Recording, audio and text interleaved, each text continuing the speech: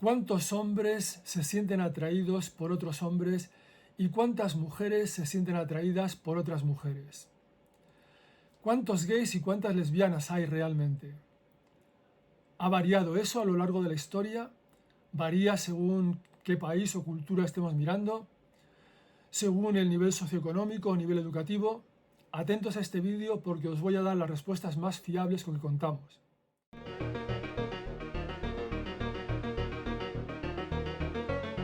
Hola a todos y bienvenidos a mi canal Criterio Ético.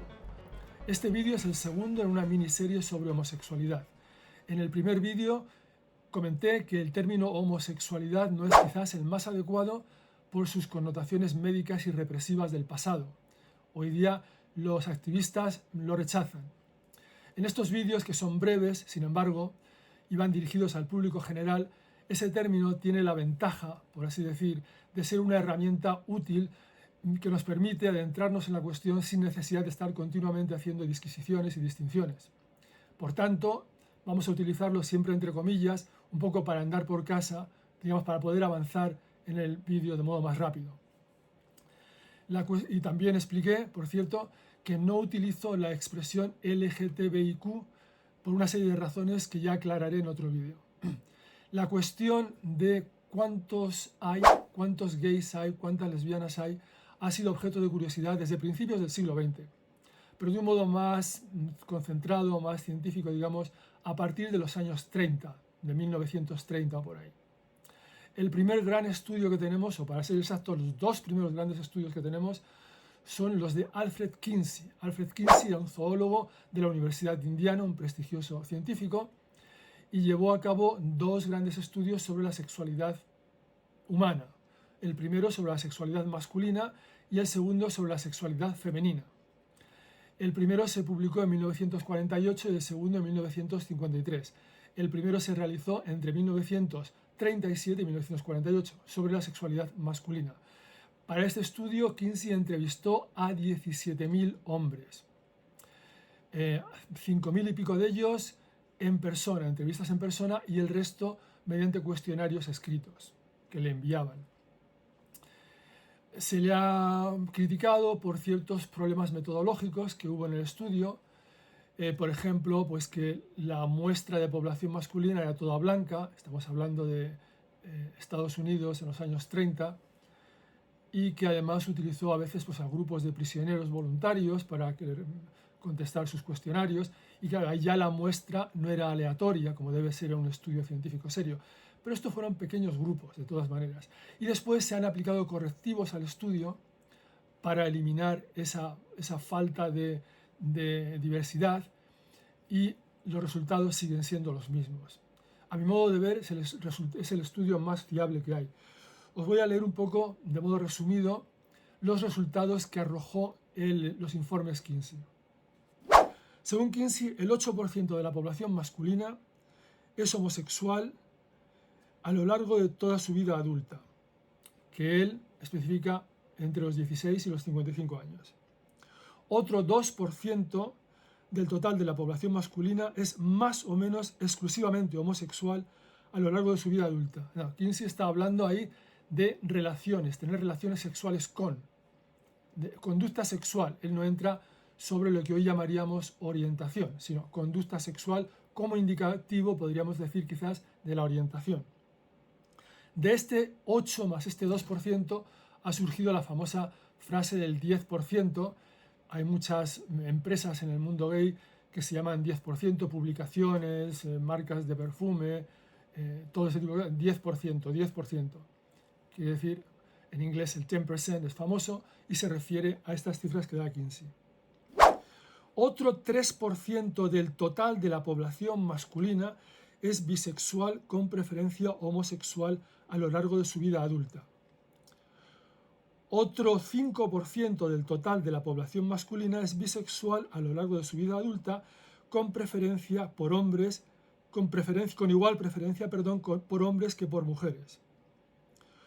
Otro 7% del total de la población masculina tiene experiencias y deseos homosexuales a lo largo de su vida adulta que van más allá de lo puramente ocasional. Otro 12% del total de la población masculina tiene entre su adolescencia y vejez al menos alguna experiencia de tipo homosexual que incluye el orgasmo. Y finalmente, el 13% del total de la población masculina siente ocasionalmente algún tipo de atracción erótica hacia otros hombres. Esto constituye el 50% de la población masculina. Estas cifras, sumándolas, son el 50% del total de la población masculina. Insisto, el 10%, Kinsey nos dice que declaran ser exclusivamente homosexuales a lo largo de toda su vida, el 10% del total. Pero luego entre el 10% y el 50% del total hace otras disquisiciones ahí que muestran diversos grados de bisexualidad.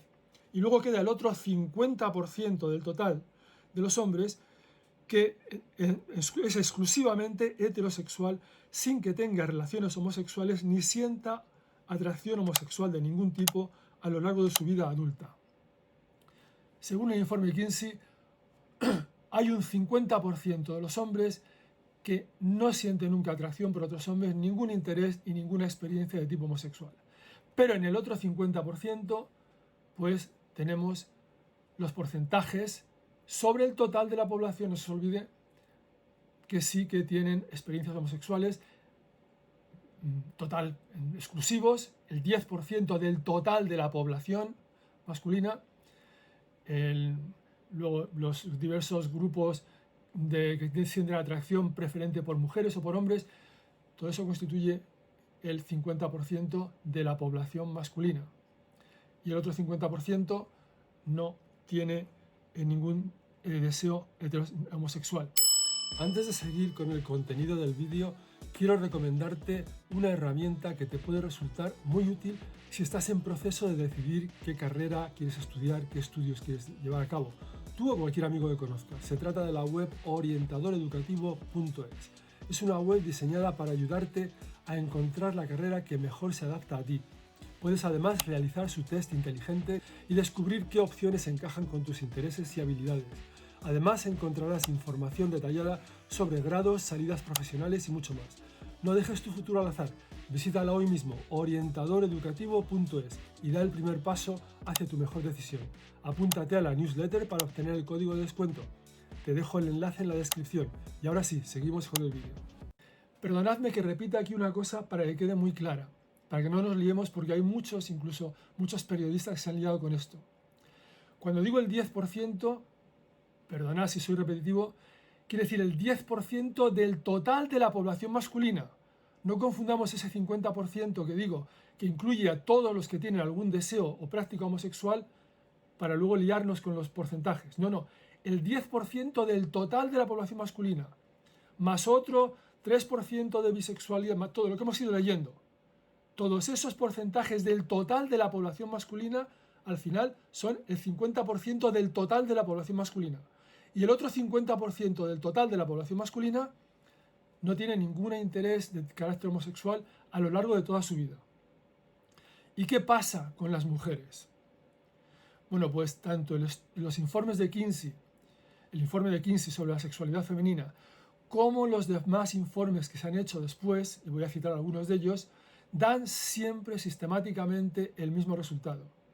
La tasa de homosexualidad entre las mujeres es la mitad que entre los hombres. Es decir, de entre las mujeres hay muchas menos que se sienten atraídas por otras mujeres que de entre los hombres el número de hombres que se sienten atraídos por otros hombres. De entre los hombres, el número de hombres que se sienten atraídos por otros hombres es el doble que lo que encontramos entre las mujeres que se sienten atraídas por otras mujeres. Ese es un dato que se repite sistemáticamente en todos los estudios. Ha habido, después de estos estudios de 1948 y 1953, otros estudios, otros informes, incluido uno de Playboy, por ejemplo, pero quiero resaltar, porque son quizá los que han tenido más prestigio, dos. Uno del Instituto Guttmacher en 1993, con un total de algo más de 3.000 hombres y mujeres a los que entrevistaba. Comparemos 3.000 con los 17.000 solo para el estudio sobre sexualidad masculina de Kinsey y los no tantos de mujeres, pero también un número muy alto, mucho más alto que estos 3.000 de Kinsey. ¿Okay? Este estudio del Instituto Guttmacher tenía muchos problemas metodológicos. Uno de ellos era el de la financiación. Lo estaba financiando un instituto muy conservador con un interés particular por demostrar que el número de gays y de lesbianas era mucho menor de lo que había dicho Kinsey. Las cifras que dio Kinsey causaron un gran escándalo en su momento. Se planteó incluso que no se publicara ese informe, que se retirara de las librerías y de las bibliotecas. En fin, los entrevistadores del estudio Guttmacher iban a domicilio a preguntar a la gente. Imagínate que van allí y a un señor ahí está con su esposa al lado, le pregunta: ¿y usted es homosexual? ¿Usted ha tenido relaciones homosexuales? Eso evidentemente no va a dar unos resultados fiables. Y este estudio daba una cifra, como era de esperar, mucho más baja de homosexualidad masculina y femenina. Es decir, de homosexualidad masculina daba un 3% de todos los hombres y de homosexualidad femenina en torno al 1,5%. Y más o menos el mismo resultado daba un estudio de la Universidad de Chicago en 1994, que se publicó después bajo varios títulos, pero digamos el estudio más extenso, la forma más extensa de publicación con más datos, se tituló Sex in America. Este estudio tuvo una gran publicidad por el prestigio de la institución, la Universidad de Chicago. Sin embargo, después empezaron a aparecer las críticas en las revistas especializadas y también tenía graves problemas metodológicos. Por ejemplo, estos estudios eran sobre la sexualidad masculina, no solo sobre homosexualidad. Había una serie de preguntas que no las hacían cara a cara porque les parecía que eran demasiado personales, y estas las hacían en cuestionarios escritos que luego la persona enviaba de modo anónimo. ¿Y cuáles eran estas preguntas tan personales que no se atrevían a hacer en cara a cara? Pues hombre, uno pensaría que la de la homosexualidad sería una. No.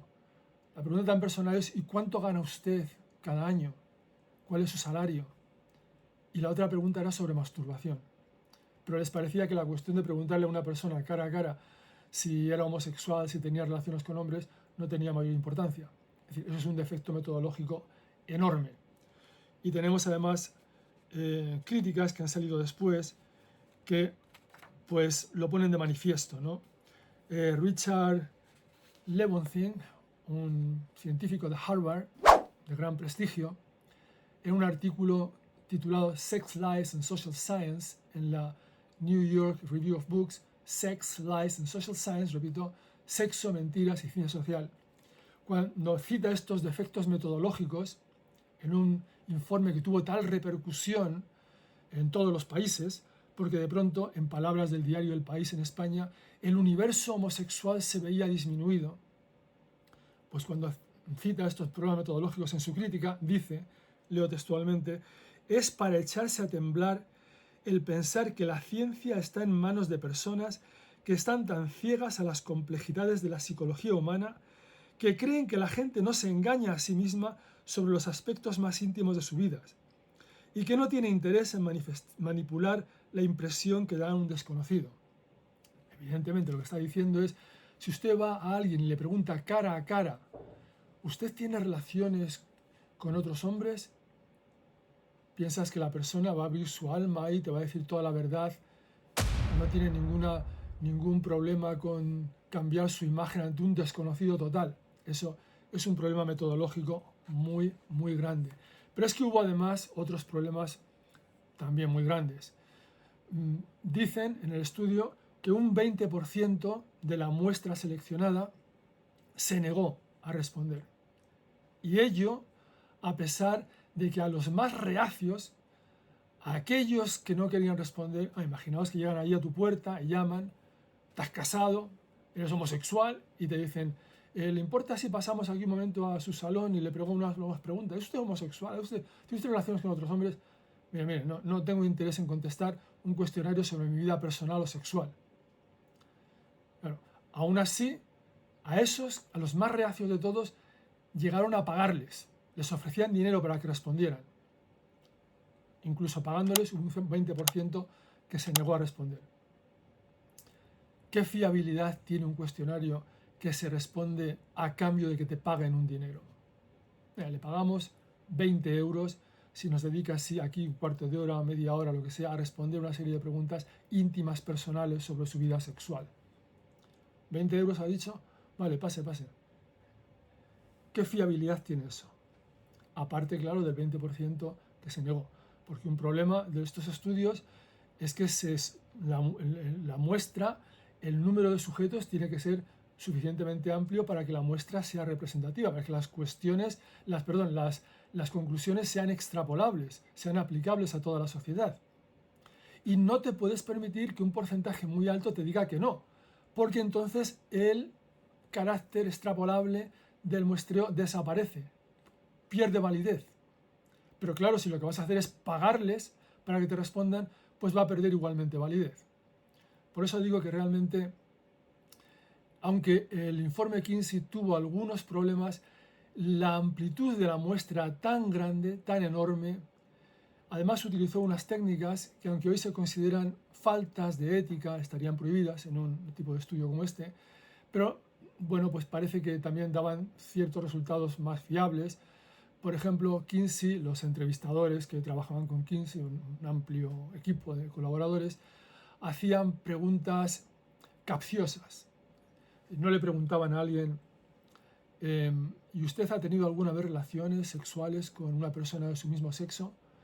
Sino que le preguntaban directamente, ¿y cuándo fue la primera vez que tuvo usted una experiencia sexual con alguien de su mismo sexo?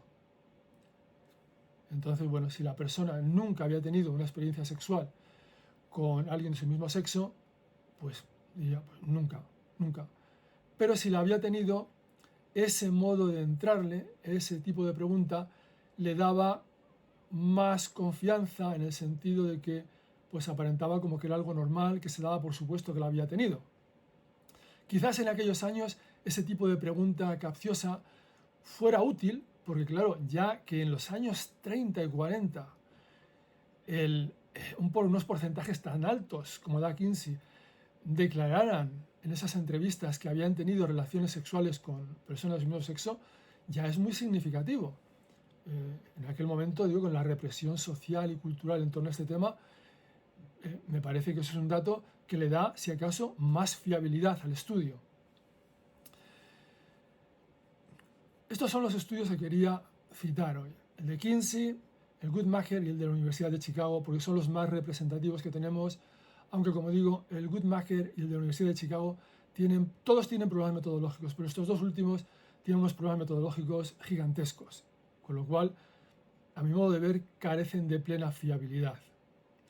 Están los dos, el de la Universidad de Chicago y el Guttmacher, están financiados por instituciones que tienen un interés particular, estaban financiados por instituciones privadas con un interés particular en que apareciera ese mundo homosexual como más reducido de lo que había aparecido con Kinsey. Y luego, pues los problemas que he mencionado son suficientes como para, digamos, lanzar mucha duda sobre los resultados. Hay otro tipo de especulaciones que se pueden hacer que realmente apuntan a la mayor fiabilidad de los informes de Kinsey. Por ejemplo, sobre datos concomitantes. Podemos ver cuántas empresas, cuántos productos van dirigidos a la población gay o lésbica. Y vemos que hay muchos. ¿Cuántas personas participan en las manifestaciones del orgullo gay? Ya sabemos que no todo el mundo es gay, no todo el mundo son lesbianas de los que están allí, pero aún así, ¿cuántos establecimientos están dirigidos específicamente a la población gay o lésbica? En el caso gay es muy amplio. Basta ver las guías gay que hay por ahí, son cientos de páginas en cada país. Esos son datos concomitantes que se pueden relacionar con el número de personas que es necesario presuponer que están ahí para que esos negocios puedan seguir funcionando. En fin, ese es un estudio sobre el que de momento solo hay especulaciones, nadie lo ha llevado a cabo, pero que me parece que seguramente arrojaría mucha luz sobre esta cuestión. En fin, si os parece de interés la información esta, si os ha parecido de interés, Os ruego que le deis al like y que os suscribáis al canal para que os sigan llegando alertas sobre estos vídeos y otros en los que tratamos cuestiones de carácter ético. Hasta pronto.